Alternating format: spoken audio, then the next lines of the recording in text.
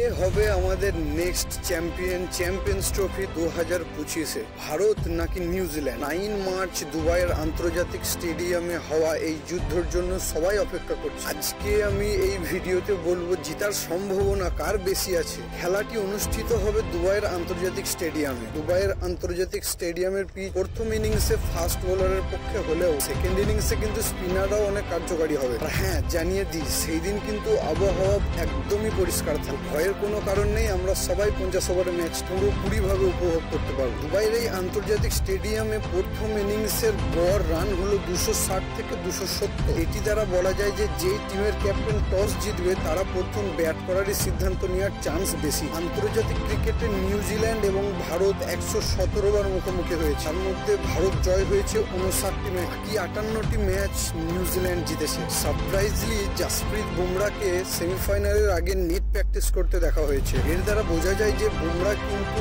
Final ম্যাচে খেলতে পারে। যদি জাসপ্রীত বুমরা ফাইনাল ম্যাচে অংশগ্রহণ করে তাহলে এটি টিম ইন্ডিয়ার জন্য একটি প্লাস পয়েন্ট হবে। টিম ইন্ডিয়ার জন্য বিরাট কোহলি, রোহিত শর্মা এবং বরুণ চক্রবর্তী এই তিনটি প্লেয়ারের পারফরমেন্স অত্যন্ত গুরুত্ব এই ফাইনাল। এবং নিউজিল্যান্ডের জন্য কেন উইলিয়ামসন এবং মিচেল স্যান্টনার খুবই গুরুত্বপূর্ণ হতে চলেছে। সমস্ত কিছু আলোচনা করার পর এটি বোঝা যায় যে এই ম্যাচটি খুবই ইন্টারেস্টিং হতে চলেছে। তবে ফাইনালে কাকে পাবে এটির জন্য আমি বলবো 50-50। তবে হ্যাঁ, জাসপ্রীত বুমরা যদি প্লেইং 11-এ থাকে তবে এটি একটি ইন্ডিয়ার জন্য প্লাস পয়েন্ট। এরকম সমস্ত ক্রিকেট ম্যাচের ইনফরমেশন পেতে আমার চ্যানেলকে সাবস্ক্রাইব করুন এবং ভিডিওটি ভালো লাগলে একটি লাইক করুন।